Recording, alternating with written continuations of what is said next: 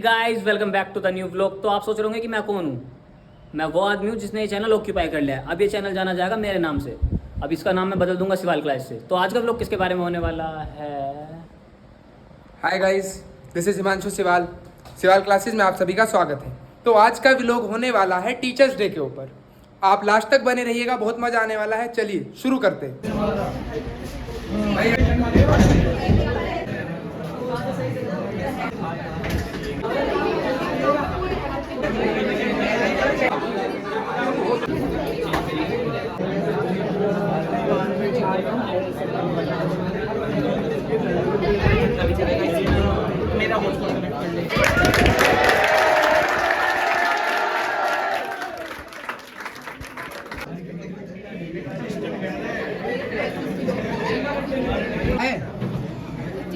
ये अवार्ड आपको मिले भैया? खरीद के लाए हो?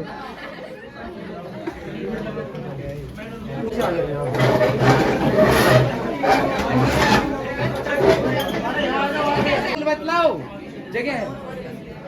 गला मत दुखाओ।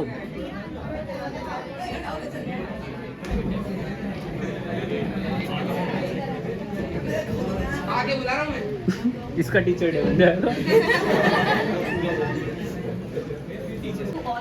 As we all know why we all have gathered here, obviously it's for the Teachers Day celebration.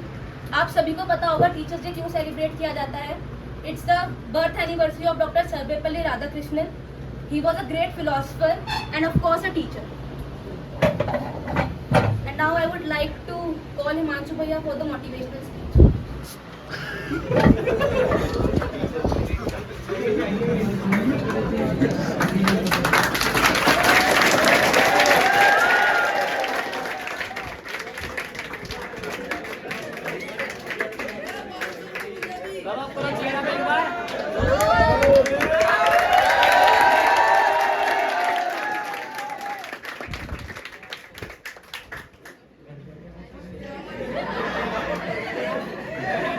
आज टीचर्स डे पे मैं तुम्हें एक कहानी सुनाना चाहता हूँ टीचर से रिलेटेड। मे भी हो सकता है कि मैंने बैच में वो कहानी बहुत सारे बच्चों को पहले भी सुना रखी। ठीक है, तो जैसे कि एक मूर्ति बनाने वाला होता है, ठीक है, जो पत्थर में से क्या बनाता है, मूर्ति निकाल। तो पत्थर को तोड़ के उसमें से क्या निकालने का, भगवान की मूर्ति या किसी भी चीज की वो मूर्ति बना सकता। तो उसे एक बार मूर्ति बनाने का काम मिला था मंदिर में भगवान के लिए। उसने एक पत्थर को उठाया और सोचा कि इसमें से जो है भगवान की मूर्ति निकालो। उस मूर्ति बनाने वाले ने वो पत्थर पे जो है मारना शुरू करा मूर्ति बनाने के लिए। तो थोड़ी देर तो वो कोशिश करता रहा कि भाई इसमें से जो है मूर्ति निकाली जाए। थोड़ी देर प्रयास करने के बाद वो पत्थर जो है, थोड़ी मतलब इमेजिनरी कहानी है, वो पत्थर बोलने लगा कि भाई मैं इतना दर्द सह नहीं पा रहा, जो तुम ये छेनी हथौड़ा लेके मेरे ऊपर चोट मार रहे हो, ये दर्द मैं सह नहीं पा रहा। तो ऐसा करो, मेरे में से मूर्ति मत बनाओ, मुझे नहीं बनना, मेरे बस की इतना दर्द सहना नहीं। तो वो मूर्ति बनाने वाला कहता भाई ठीक है, तेरी मर्जी है, तुझे भगवान की मूर्ति नहीं बनना, ये दर्द सहना तेरे बस की नहीं है, तो मैं तुझे रख देता हूँ। उसने उस पत्थर को साइड में रख दिया और दूसरा पत्थर उठाया और उससे मूर्ति बनानी शुरू कर। वो पत्थर थोड़ा ऐसा था कि वो दर्द झेल रहा। अब उस पत्थर में से वो मूर्ति बनानी शुरू करता है। दर्द तो उस पत्थर को भी हो रहा है, लेकिन वो धीरे धीरे वो दर्द झेलता जा रहा। ठीक है, बहुत समय दर्द झेलने के बाद उस मूर्ति बनाने वाले की एक बहुत लंबी मेहनत के बाद वो मूर्ति बन के तैयार हो गई। ठीक, जिस मंदिर के लिए मूर्ति बनानी थी वो मूर्ति मंदिर में स्थापित कर दी गई और लोग आ रहे हैं, अब वहाँ पूजा कर रहे हैं उस मूर्ति की। अब बात थी कि उस मूर्ति पे जो जल चढ़ाया जाता है, उस जल चढ़ाने के लिए जो नारियल फोड़ना, उस नारियल फोड़ने के लिए एक पत्थर की जरूरत थी। तो वो जो पहले पत्थर था जिसमें से पहले मूर्ति बनाने की कोशिश करी गई, वो थोड़ा नुकीला हो गया। तो सोचा यार इस वाले पत्थर को ही रख देते हैं ताकि आराम से ये नारियल को फोड़ दे। ठीक है, अब लोगों का काम है रोज का, रोज मंदिर में लोग आते हैं, वो नुकीले वाले पत्थर पे नारियल फोड़ रहे हैं और वो जो पत्थर था जिसमें से मूर्ति बनाई गई, उस मूर्ति पे जल चढ़ा रहे। अब दोनों पत्थरों की आपस में जो बात हो रही है वो सुनो। एक पत्थर ये कह रहा कि यार तेरे मजे हैं, तेरे पे सब लोग आके यहाँ जल चढ़ा रहे हैं, तेरे से ज्यादा मजे में कोई नहीं। तेरी आ रहे हैं, पूजा कर रहे हैं, कोई चंदन का लेप लगा रहा है, कोई पानी चढ़ा रहा है, कोई फूल चढ़ा रहा है, कोई प्रसाद चढ़ा रहा है, और मेरे ऊपर जो है रोज यानी अब पूरी जिंदगी यही काम होने वाला है। लोग मेरे ऊपर क्या कर रहे हैं, नारियल फोड़ रहे हैं, ठीक है, रोज आएंगे, रोज वो नारियल उसके ऊपर फूटेगा। तो दूसरे पत्थर ने जवाब दिया कि चुना तो पहले तुझे ही गया था, लेकिन तेरे पे दर्द सहन नहीं हुआ और इसलिए तेरे मने करने के बाद उस मूर्ति बनाने वाले ने मुझे चूज करा, तब जो है मेरी मूर्ति बनाई गई। तो सेम सिचुएशन तुम अपने ऊपर ले जाओ। एक टीचर तुम्हारे लिए वो मूर्ति बनाने वाला ही, ठीक है, वो टीचर क्या कर रहा है, तुम्हारे में से मूर्ति, तुम्हारे में से भगवान निकाल देगा। कंडीशन है कि तुम दर्द सहने वाले होने चाहिए। जिस बच्चे ने आज दर्द सह लिया वो भगवान बन जाएगा, उसकी पूजा होगी जिंदगी भर। हो सकता है जैसे ही तुम देखोगे, एक एग्जांपल लेना, कोई अगर अच्छी पोस्ट पे सिलेक्शन होता है ना, तो लोग आके तुरंत उसकी जो है उसके साथ फोटो खिंचवाने, सेल्फी लेनी, फूल चढ़ाने, ऐसा काम शुरू कर देंगे तुरंत। एक दिन भी पूरा नहीं लगने का, एक दिन में लाइन लग जाती है उसके घर के बाहर, कांग्रेचुलेशन वालों। तो अगर एक बार मेहनत करके एक बार वो दर्द झेल के भगवान बन गए, यानी कि तुम सक्सेसफुल हो गए, तो जिंदगी भर आराम है। और वरना उस नुकीले वाले पत्थर की तरह फिर पूरी जिंदगी दर्द सहना पड़ेगा। आज तो आराम कर लोगे, आज तो ये सोच जाओगे ठीक है भाई हम यहाँ इस टॉर्चर से बच गए, ये जो हमारे ऊपर मेहनत करी जा रही थी, जो दबाव दिया जा रहा था पढ़ने का, आज मने करके कि हमारे बस की झेलना नहीं है, आज तो इससे बच गए। लेकिन समस्या आएगी पूरी लाइफ की फिर उस दर्द को झेलने की। तो टीचर्स डे है आज, तुम्हारे टीचर कोशिश करते हैं तुम्हें जो है थोड़ा सा इम्प्रूव करने की, तुम्हें निखारने की, लेकिन उसमें कई बार तुम्हें तुम्हारे ऊपर दबाव देना पड़ता है। तो उसे अदरवाइज ना लेना, 2-4 साल का दबाव है, उसके बाद पूरी जिंदगी का आराम हो जाए, ठीक है। अभी जो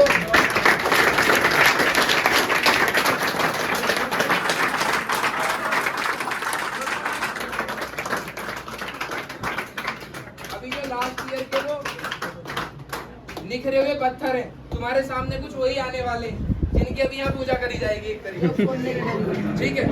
तो इसका सिर्फ मकसद इतना सा है कि भविष्य में अगले साल तुम यहाँ खड़े हो, जब नेक्स्ट ईयर जो 10th क्लास में बच्चे हैं या जो 12th में बच्चे हैं, अगले साल अवार्ड लेने के लिए वो बच्चे यहाँ होने चाहिए। As we all are aware that why we all have gathered here, obviously for the Teachers' Day celebration and the prize distribution ceremony. So without wasting any time, let's begin the gift distribution ceremony. Firstly, I would like to call Ishika from class 10th.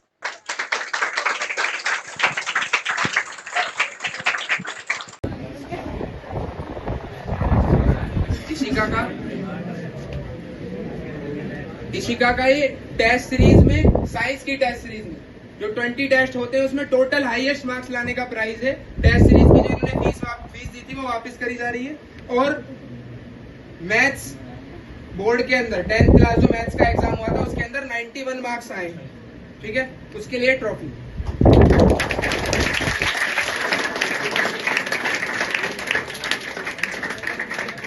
आप study तो करते ही हो, लेकिन revision बहुत important है।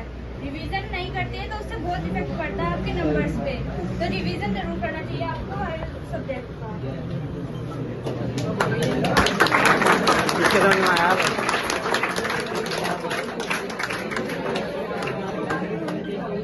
Now next I would like to call Prakriti from class 10th who had scored 91 in maths. प्रकृति class 10th BBPS public school से maths के अंदर 91 मार्क्स आए out of 100 board exam.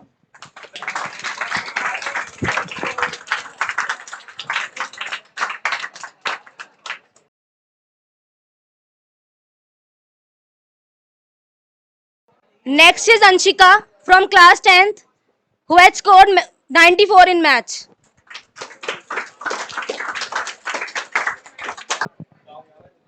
Anshika के क्लास 10th मैथ्स के अंदर 94 marks हैं, ठीक है, CPS पब्लिक स्कूल से।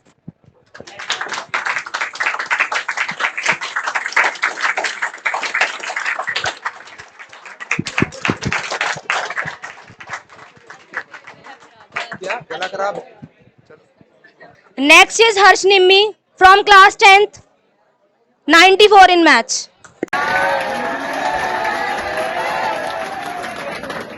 अभी हर्ष निम्मी के आने पे स्पेशल क्लैपिंग क्यों? क्योंकि अब तक जितने बच्चे आए हैं उनमें पहला लड़का है, चौथे नंबर पे लड़का आया। 94 मार्क्स हैं मैथ्स के अंदर सीपीएस पब्लिक स्कूल से।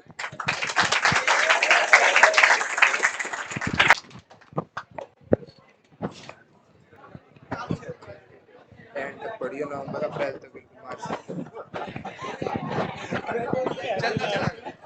हर्ष हर्ष ये कह रहा है कि उसका गला खराब है, वो इसलिए नहीं बोल रहा, लेकिन उसकी सलाह ये है कि मार्च में बोर्ड के एग्जाम होंगे तो फरवरी तक कंटिन्यू करना है रिवीजन, टेस्ट सीरीज और बैच।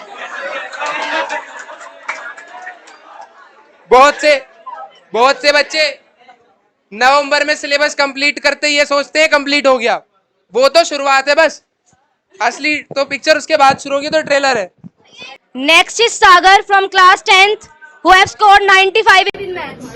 50-50।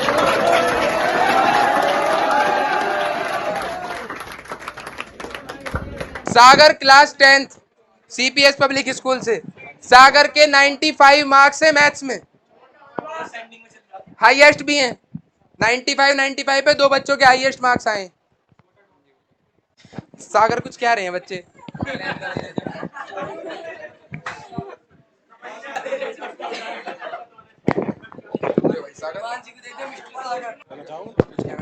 क्या दे कुछ?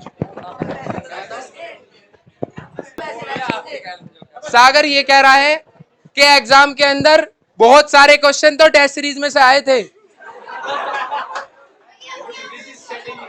वो बता के जा रहे हैं। वो थोड़ा सा बोलने में हिचकिचा रहे हैं। Now I would like to invite the hard-working personality Mansi Nehra from class 10th who has scored 95 in maths.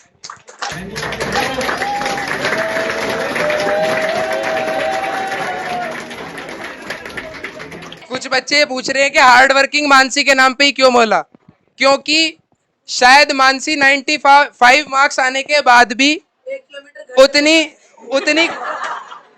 खुश नहीं थी। टेस्ट सीरीज के अकॉर्डिंग मतलब मानसी का टारगेट ज्यादा का था, ठीक है। टेस्ट सीरीज टॉपर भी है। मैथ्स की जो टेस्ट सीरीज हुई थी उसमें सबसे ज्यादा मार्क्स मानसी के आए हैं और बोर्ड के अंदर 95।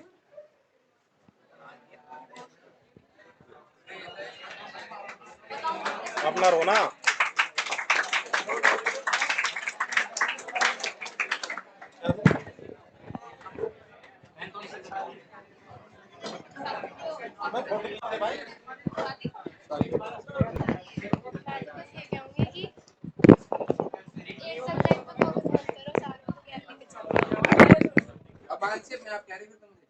मानसी ये कह रही है कि खाली एक सब्जेक्ट पे ही फोकस मत करना, ठीक है। वो अपना एक्सपीरियंस शेयर कर रही है तुम्हारे साथ, क्योंकि इसके मैथ्स में 95 है, बाकी सब्जेक्टों में उस हिसाब से उतने कंपैरेटिवली अच्छे मार्क्स नहीं है। तो मानसी का कहना यह है कि खाली एक सब्जेक्ट में अच्छे मार्क्स लाने से टोटल परसेंटेज नहीं सुधरेगी।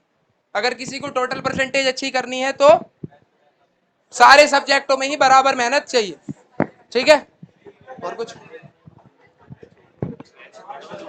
Now I would like to invite Chavi from class 12th who has scored 91 in chemistry and 89 in physics.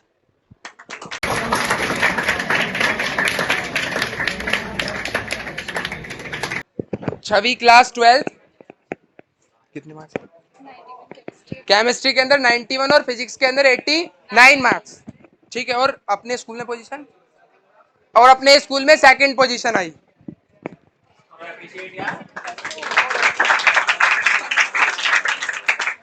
और पीसीएम में फर्स्ट पोजीशन है, ठीक है। पीसीएम के अंदर अगर देखें तो फर्स्ट पोजीशन। कुछ क्या हो?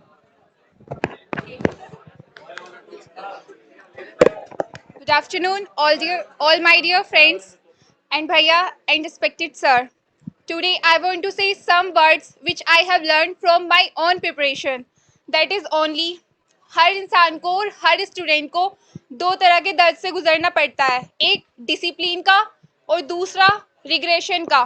तो मैं आप सबसे चाहूँगी कि आप एक डिसिप्लिन के पेन से गुजरे तो वो ज़्यादा बेहतर रहेगा, इससे अच्छा कि आपको बाद में पछतावा हो। और दूसरी चीज़ जो मैं कहूँगी कि जिस तरह से भैया हमारे लिए और सर मेहनत करते हैं वो सच में बहुत ज़्यादा ग्रेटफुल हूँ मैं उस चीज़ की। और लास्ट में टेस्ट सीरीज़ और जो भैया के और सर के नोट्स हैं, अगर आप उनको भी पढ़ोगे ना तो रियली इतने ग्रेट है वो कि आपको एग्जाम टाइम पे बहुत ज़्यादा हेल्प मिलेगी उसमें से। और लास्ट में तो आप अपनी प्रैक्टिस रखिएगा, उससे आपको बहुत ज़्यादा बेनिफिट मिलेगा। Thank you.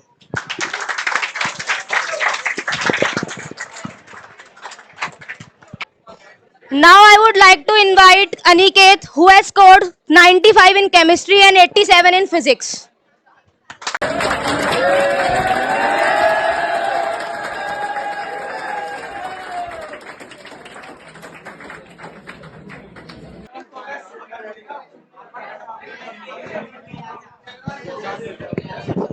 अनिकेत शताब्दी पब्लिक स्कूल से क्लास 12th में केमिस्ट्री के अंदर 95 मार्क्स और फिजिक्स के अंदर 87 और अपनी क्लास में फर्स्ट पोजीशन आई।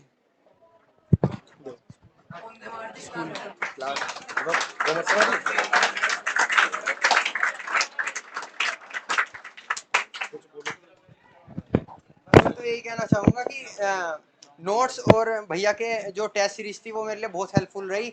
जितनी जितनी बार मैंने जैसे जैसे टेस्ट आते थे तो हर बार रिवीजन करना पड़ता था, तो उसी से मुझे बहुत अच्छा मेमोरी रिकॉल मिला और फिर परिणाम आपके सामने है।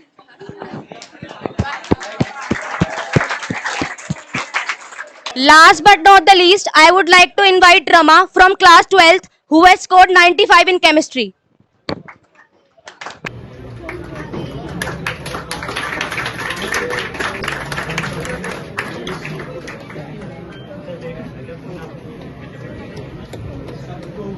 रमा अध्ययन पब्लिक स्कूल से क्लास 12th केमिस्ट्री के अंदर 95 मार्क्स हैं और अपनी क्लास के अंदर थर्ड पोजीशन। और केमिस्ट्री की टेस्ट सीरीज में भी हाईएस्ट मार्क्स रमा के हैं। सबसे पहले तो मैं सर और भैया को थैंक यू बोलना चाहूँगी for their guidance. So please all of you focus on them. और जो भी नोट्स हैं जो भैया पढ़ाते हैं, सर पढ़ाते हैं, उसका रिवीजन करना। ये नहीं कि सिलेबस कंप्लीट होने के बाद रिवीजन ना करो, रिवीजन कंटिन्यू रखना और टेस्ट सीरीज ज्वाइन करना, दोनों चीज़ों का बहुत फ़ायदा होगा। Thank you.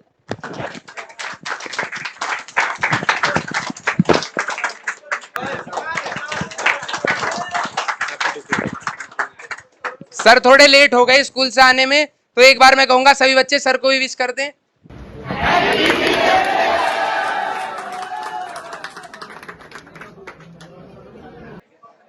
Parul Saraswati public school से फिजिक्स के अंदर 95 मार्क्स हैं।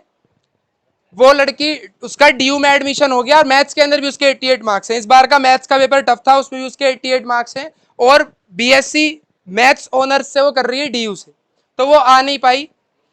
उसने एक वीडियो बना के भेजी है कि मैं बैच में चला दूं वो वीडियो ताकि तुम सब सुन सको वो कहना क्या चाह रही है। ठीक है, वो आ नहीं पाई है।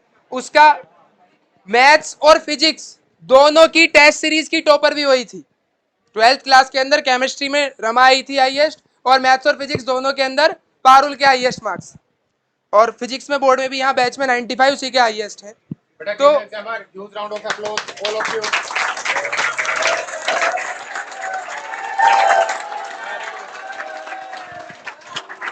यही जोश चाहिए आप सभी के अंदर कि नेक्स्ट टाइम आप भी इधर आओ और इससे भी ज्यादा तेज जो नेक्स्ट बैच वाले बच्चे हैं वो आपके लिए थंडर क्लैप करें। अपने लिए तालियां बजाएं।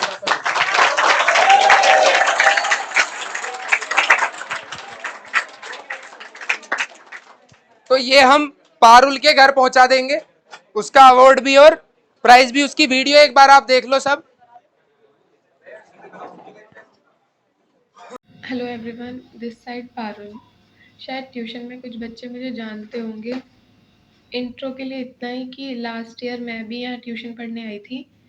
आना तो खैर पहले चाहिए था, पर पहले सवाल क्लासेस के बारे में पता नहीं था। 12th में आए, सीनियर से पूछा तो उन्होंने सवाल क्लासेस सजेस्ट किया। भैया से ट्यूशन के लिए पूछ के मैं भी यहाँ पे पढ़ने आ गई। आई थिंक बेस्ट डिसीजन था, क्योंकि भैया और सर की स्टडीज़ के लिए डेडिकेशन देखने लायक है। आई मस्ट से भैया और सर बेस्ट हैं। आई एम श्योर भैया तुम्हें भी डेज काउंट कराते होंगे, तो जिन्होंने पढ़ना शुरू नहीं किया है वो कर दो, क्योंकि ज़्यादा दिन नहीं बचे हैं। और इधर उधर नहीं भटकना, जितना भैया और सर करा रहे हैं उसी को अच्छे से दिमाग में बिठा लो और एक बार घर जाकर उसी को रिवाइज करो तो नहीं भूलोगे। और 3-4 घंटे पढ़ना इनफ होता है, ये नहीं कि अच्छे मार्क्स के लिए 8-10 घंटे पढ़ो। अगर तुम 3-4 घंटे भी कंसंट्रेशन के साथ पढ़ रहे हो तो वो 3-4 घंटे तुम्हारे उन 8-10 घंटों से बहुत ज़्यादा बेटर है। और सबसे बड़ी गलती होती है टीचर को चूज़ करने में, इसलिए वो टीचर चूज़ करो जो तुम्हें अच्छे से गाइड कर रहा है। सबसे इम्पॉर्टेंट प्रैक्टिस, जितना ज़्यादा प्रैक्टिस करोगे उतने ही ज़्यादा अच्छा स्कोर करोगे। भैया के नोट्स के अंदर इतने ज़्यादा PYQs हैं कि अलग से क्वेश्चन लगाने की ज़रूरत ही नहीं है, उन्हें करो। NCERT क्वेश्चंस और NCERT एग्जाम्पल पर थोड़ा ज़्यादा ध्यान देना। ये था मेरा एक्सपीरियंस। अब आपको डिसाइड करना है कि उसी लेवल पे रहना है या फिर आगे जाना है। ये टिप्स तुम्हें फिजिक्स में 95 मार्क्स लाने वाला बच्चा दे रहा है, तो इस बात को थोड़ा सीरियसली लेना। जिन्हें आवाज ना आई हो मैं उन्हें वीडियो व्हाट्सएप कर दूंगा, आराम से बैठ के सुन ले, ठीक है। तो अभी तुम्हारे सबके कुछ खाने पीने का अरेंजमेंट है, तो तसल्ली से बैठ के सब उसका आनंद लें। कोशिश ये करना कि जो वेस्ट वगैरह वो डस्टबिन में ही फेंके, इधर उधर ना गिर के जाए, ठीक है। नहीं तो हो सकता है कि शाम को तुम्हें ही रोक लिया जाए, सफाई करवा के भेजा जाएगा फिर वापस। भाई मैं एक काम कर सकती हूँ।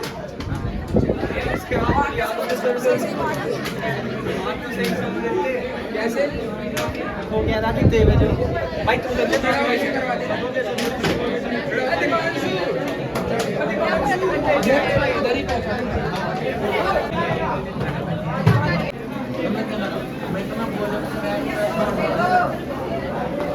यार पूरा पैकेट दिया था।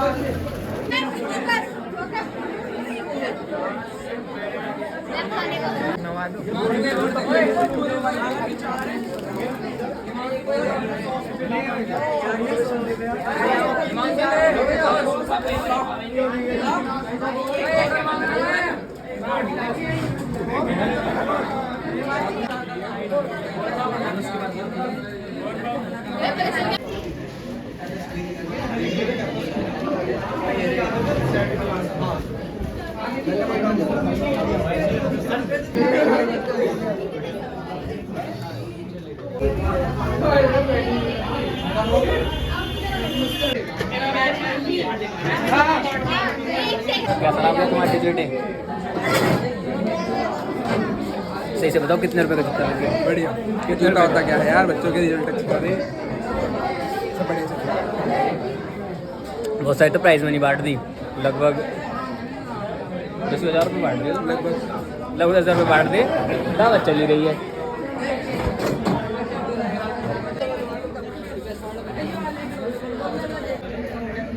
भाई